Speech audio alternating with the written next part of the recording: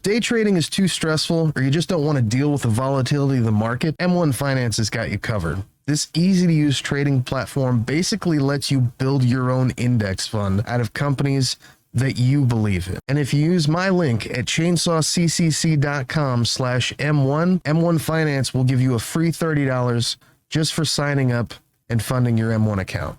Get started today. chainsawccc.com/M1. $30 is waiting for you, bro. Now, earlier I mentioned I may say some things that could potentially offend or trigger you, and if you've fought the urge to virtue signal and tap that little X in the upper right-hand corner, good for you. Great. You may have just bought yourself an opportunity to not only learn a little something about the world around you, but also to learn a little something about yourself, and giving yourself the opportunity to do a little bit of critical thinking, which is fantastic. No one's half the battle, so let's just jump right into it. We are nearly at the 108th anniversary of the last time this mustache was fashionable, but also we are nearly, at the time of filming, at the 108th anniversary of the assassination of, contemporarily for his time, liberal Archduke Franz Ferdinand by Serbian ultranationalist Gavrilo Princip. Can he say that? Is that a thing? Did he just say what I think he said? Oh my goodness. Okay, well, before we just go crazy and, everybody starts clicking that little X, let me just say that by the end of this rant, I will have thoroughly defended Gavrilo Princip. Sort of. I mean, probably not in the way that you think. But let's face it, the kid was 19 years old at the time. He pulled a gun and shot the Archduke and his wife. The kid was 19 years old at the time. I mean, how was he supposed to know that possibly Franz Ferdinand might have been like the last person in the Austrian royal family for an ultranationalist to want to assassinate? I mean, let's take a look at their wiki pages, and I know, Chainsaw, Wikipedia is not a source. It's not source material. It's open source. Anybody can change Wikipedia. Anybody can just go on and write whatever they want to. Okay, try it one time. If you haven't already, see how long that lasts you. But also, everything on Wikipedia is referenced, so, don't believe Wikipedia. Do a little bit of critical thinking and look at the reference material and make your own judgments based on the reference material. But I digress. A good place to start for a summary would actually be their Wikipedia page, because somebody else has already done the hard work of looking at the reference material for you. And if you want to do the homework, you can do that too, okay? It's up to you, but we're nitpicking here. Historians have disagreed on how to characterize the political philosophies of Franz Ferdinand, some attributing generally liberal views on the empire's nationalities, while others have emphasized his dynastic centralism, Catholic conservatism, and tendency to clash with other leaders. He advocated granting greater autonomy to ethnic groups within the empire and addressing their grievances, especially the Czechs in Bohemia and the southern Slavic peoples in Croatia and Bosnia, who had been left out of the Austro-Hungarian Compromise of 1867. Now, how was Gavrilo Princip supposed to know this would potentially affect him in particular? Now, how was Gavrilo Princip supposed to know that, again, this might have been like the absolute last person that terrorists should be, committing terrorism against in the government at that time, if their purpose was, as he said, I am a and this is from Gavrilo Princip to the courtroom during his trial, I'm a Yugoslav nationalist aiming for the unification of all Yugoslavia, and I do not care what form of state, but it must be free from Austria. The plan to unite all South Slavs, it was understood that Serbia, as the free part of the South Slavs, had the moral duty to help in the unification, to be the South Slavs as the Piedmont was to Italy. In my opinion, every Serb, Croat, and Slovene should be an enemy of Austria. Now, if you see imperial colonialism through the eyes of, say, the British Empire, or the United States, for instance. Yes, it seems like a far-fetched idea that an empire of this size and magnitude in Europe would potentially break away into Republican, confederation of states. But if you actually look at the considerations made by social democrats at that time, they were looking for a republic that would either be, a part of a federation of the many nations that made up the Austro-Hungarian Empire, or of course the German nationalists who wanted to join with Germany. Even Christian socialists at that time wanted to maintain a monarchy and a federation.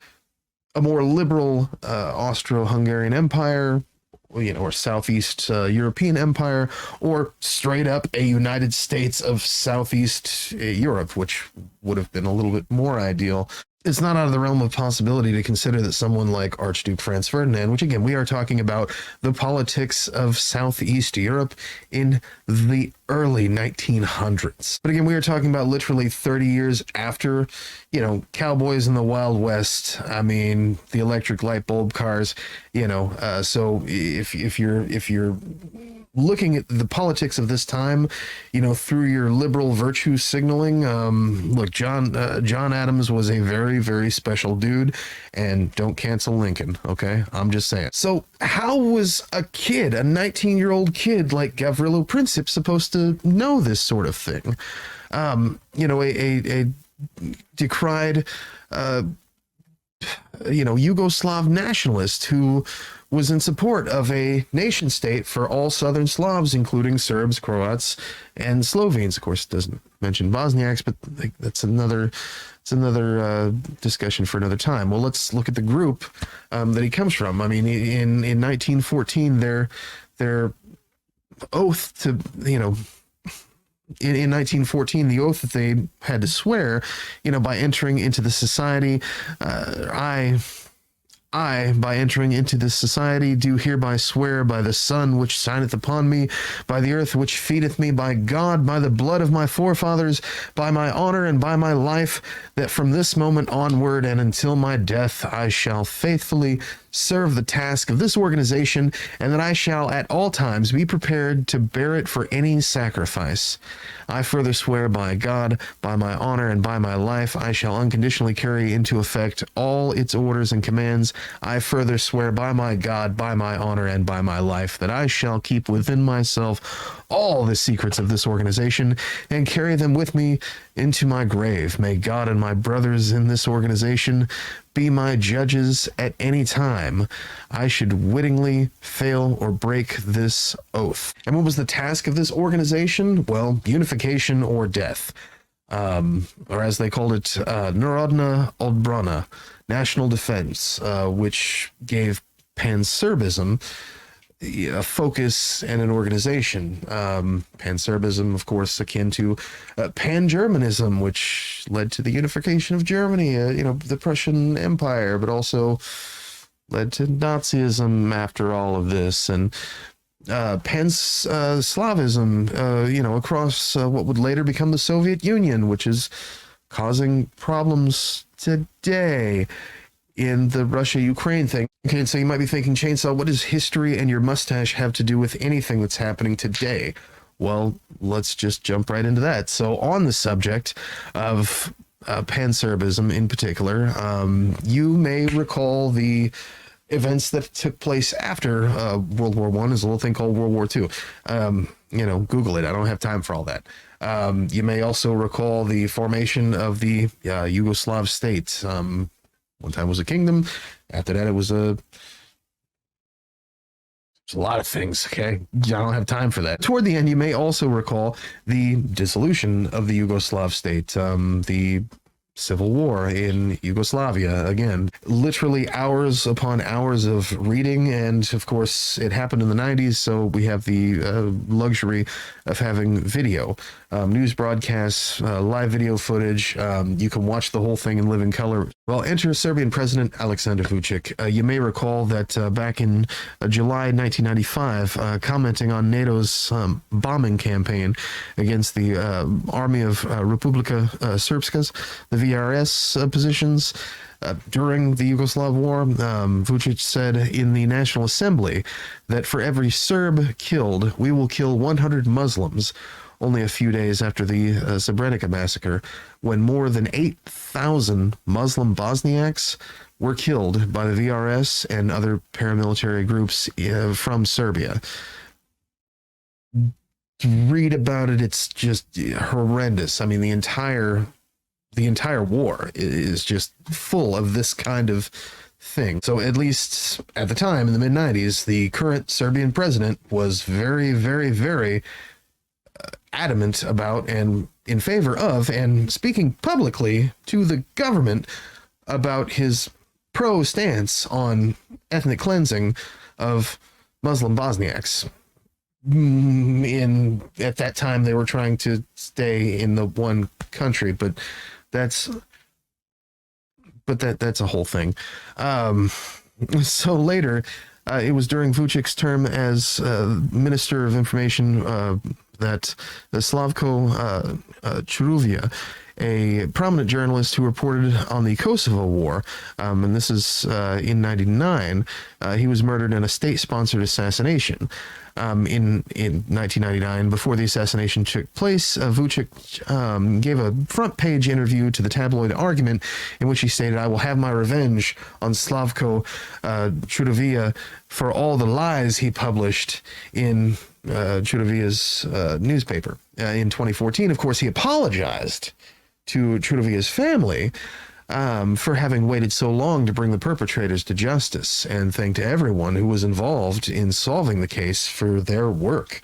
Of course, it was an inside job. Slavko Čuruvija's, common law spouse at that time, and apparently now still believes that Aleksandar Vučić participated in the murder, and that he is the creator of the practice of persecution of journalists. And this is going back all the way to the era of Slobodan Milosevic. This is the current president of Serbia, okay? At least at that time, he was down with ethnic cleansing. In 2008, as recently as 2008, he was a disciple of Greater Serbia ideology, which he testified was envisaged as extending to a western border running along the Virovitica, Karlovac, and Karlobag line. In '95, during the Croatian War of Independence, Vučić said in Glina, which was at the time controlled by the rebel Serbs, that Serbian Krajina and Glina would never be Croatian, Barovina would never be returned to Croatia, and if Serbian Radical Party had won elections, Serbs would have lived in Greater Serbia. In another speech from the early 2000s, he called Karlobag, Ogulin, Karlovac, and Virovitica Serbian towns, and stated that they rejoice that the Ustase, the Croatian paramilitary forces, have occupied Serbian lands and want to convince us Serbian radicals that it wasn't Serbian, that we are saying nonsenses. We want what's ours, Serbian. After the split from the Radical Party, he no longer supports the Greater Serbian ideology, so very much was akin to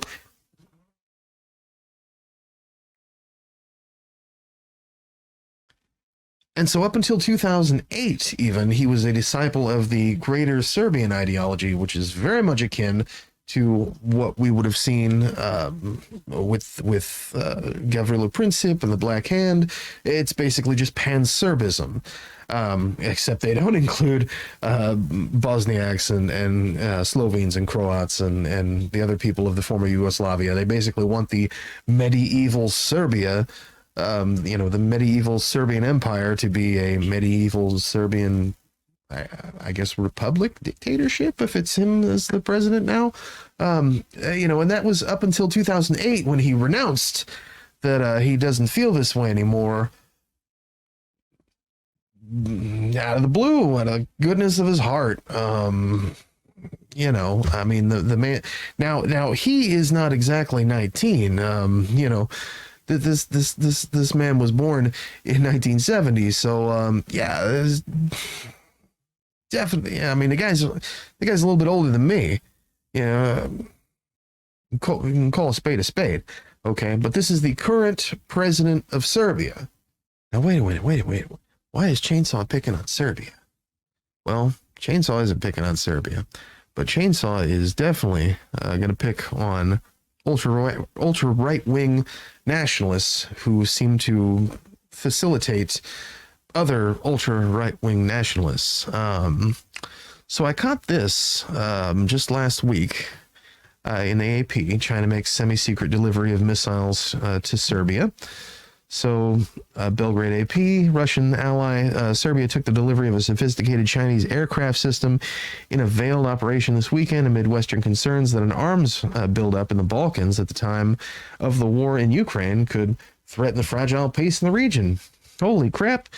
They've got a bunch of Chinese Air Force Y-20 transport planes landed in Belgrade civilian airport early Saturday, reported carrying HQ-22 surface-to-air missiles for the Serbian military. Now, these are, let's see, it talks about what these actually do. Carry out the demonstration by force. He'd early complained that NATO countries, which represent most of Serbia's neighbors, are refusing to allow the system's delivery flights over their territories amid tensions over Russian aggressions on Ukraine. Although Serbia has voted in favor of UN resolutions that condemn the bloody Russian attacks in Ukraine, it has refused to join international sanctions against its allies in Moscow or outright criticize the apparent atrocities committed by the Russian troops there. Well, that's understandable that, the country's led by a Serbian nationalist, an ultra right-wing nationalist that is very much not taking a stand against Russia taking over or attempting to take over another country of a similar origin, a neighbor.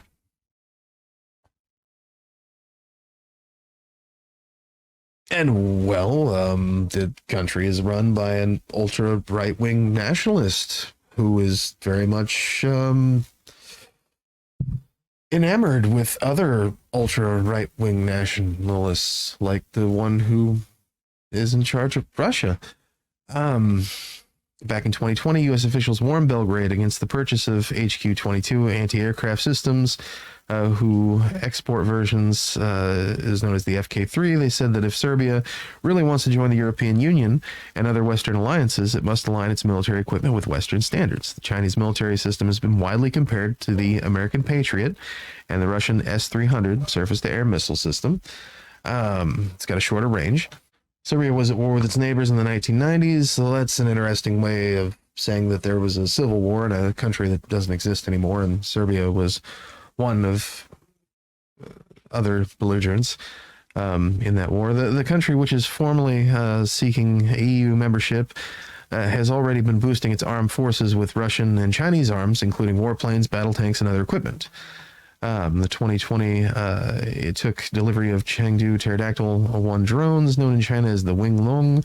The combat drones are able to strike targets with bombs and missiles and can be used for reconnaissance tasks. There are fears in the West that the arming of Serbia by Russia and China could encourage the Balkan country toward another war, especially against its former province of Kosovo that proclaimed independence in 2008.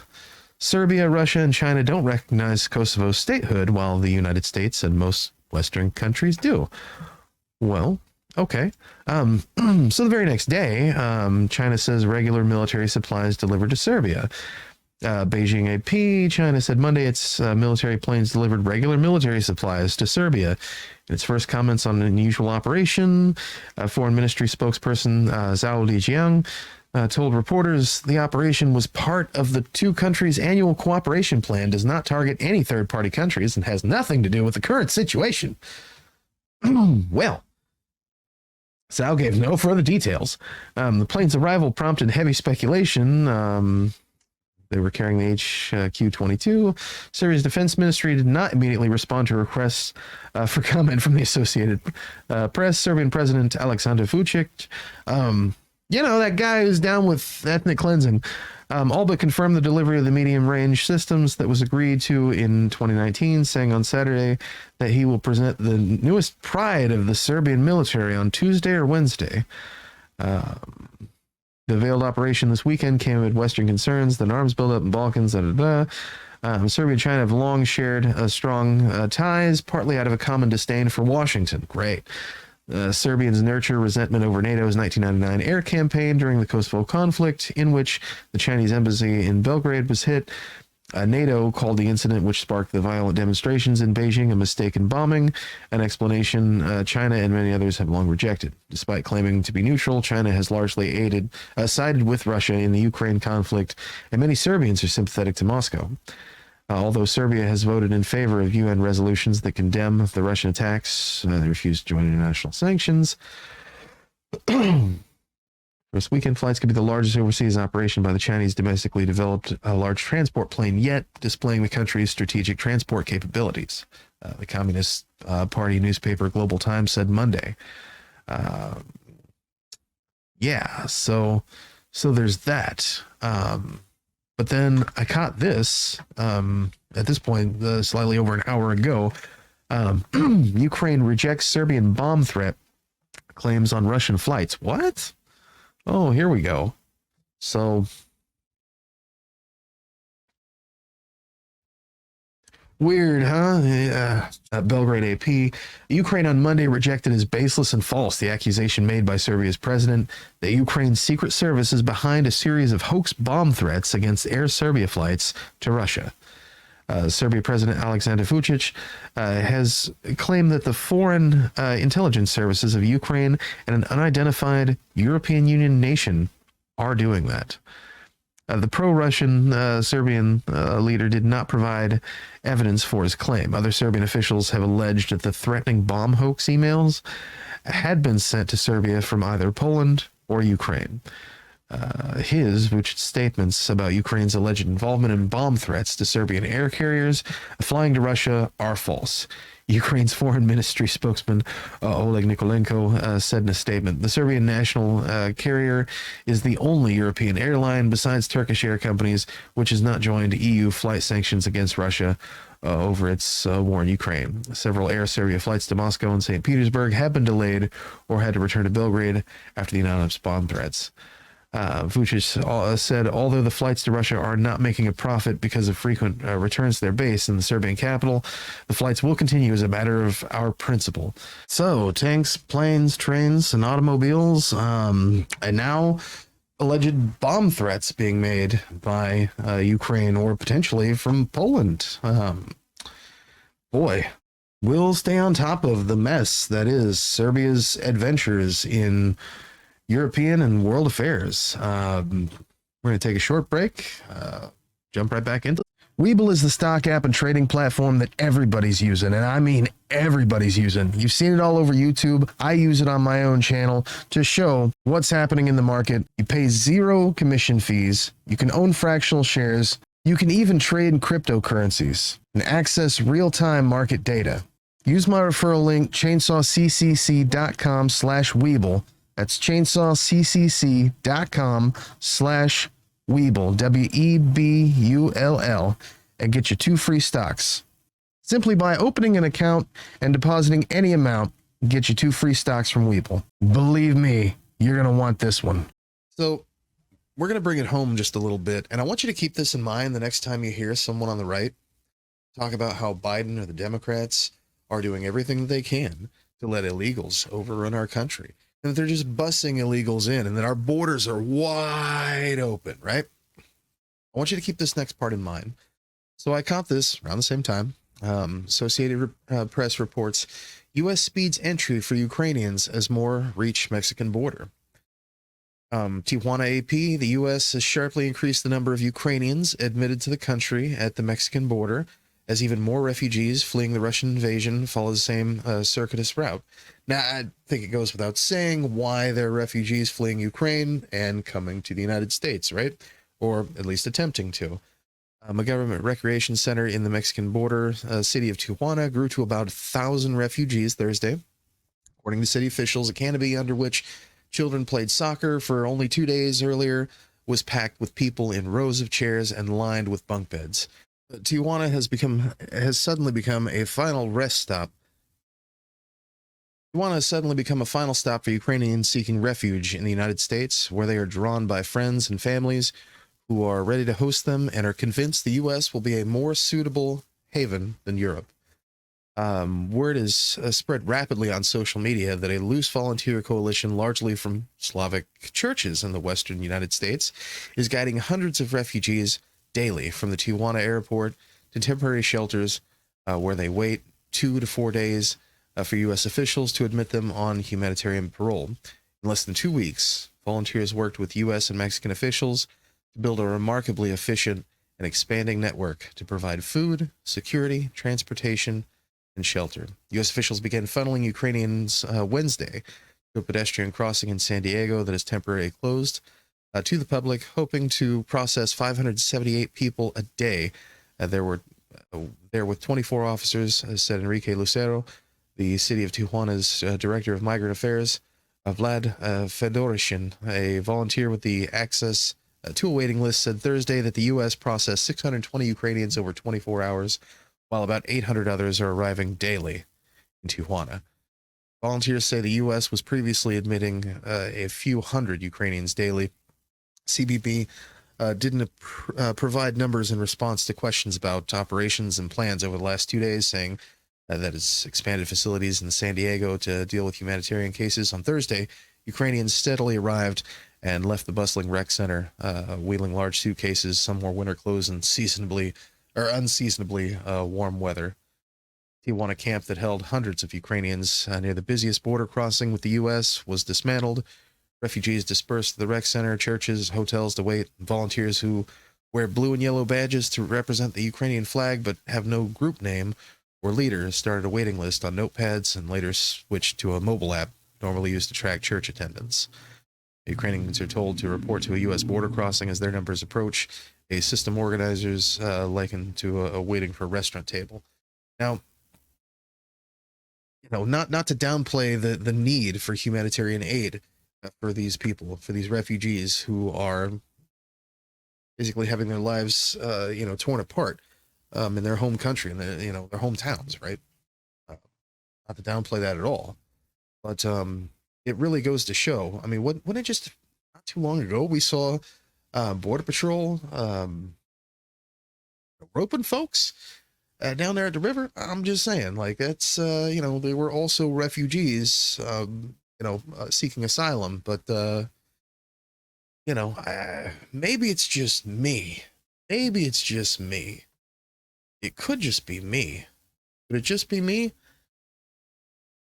Oh, let's ask Dan Crenshaw. So Governor Abbott has a good idea. He's going to take a bunch of charter buses and send them to D.C. And I like the sound of that. Now, he says he's going to send them to the U.S. Capitol. I would kindly ask the governor to also consider sending them to Kamala Harris's house. The vice president's house is in the Naval Observatory. Perhaps send them there because, look, Kamala Harris has forgotten she's the border czar. So maybe if you put some busloads of illegal immigrants right in her backyard, I mean, there is a wall there, so they're going to have to figure that out. But put them there so she can finally start paying attention to this crisis at our border. Well, so what do you think it is? Surely it's nothing to do with the color of these people's skin or where they're coming from. I don't know. That's just one Texas, member of the House of Representatives representing the state of Texas. He wants to send illegals who aren't Ukrainians, I guess, to the vice president's house, and he wants the governor to bust them in to Washington, D.C. For what? Like, if this is funny, then I guess the Ukrainian refugees is also funny, and either way, it kind of makes these, is this racism, or is this stupidity, or is this hypocrisy? I don't know. Hit me up in the comments. I'd love to hear your thoughts. But Jesus Christ, speaking of which, let's just jump right into another Republican this is a Republican senator, Tom Cotton, making his comments known regarding the SCOTUS nominee of Judge Ketanji Brown Jackson. During the nomination, this wasn't actually covered. I saw on cable news. I missed it. Certainly no one else was talking about it, but it grabbed my attention enough that I want to share it with the class. So this is and of course, because Missouri, he's the Arkansas senator, seems like him and Josh Hawley ought to go for a beer and maybe go bowling or something. I'm sure they got a lot to talk about, but let's get his reaction from the Ketanji Brown Jackson nomination here. The last Judge Jackson left the Supreme Court to go to Nuremberg and prosecute the case against the Nazis. This Judge Jackson might have gone there to defend them.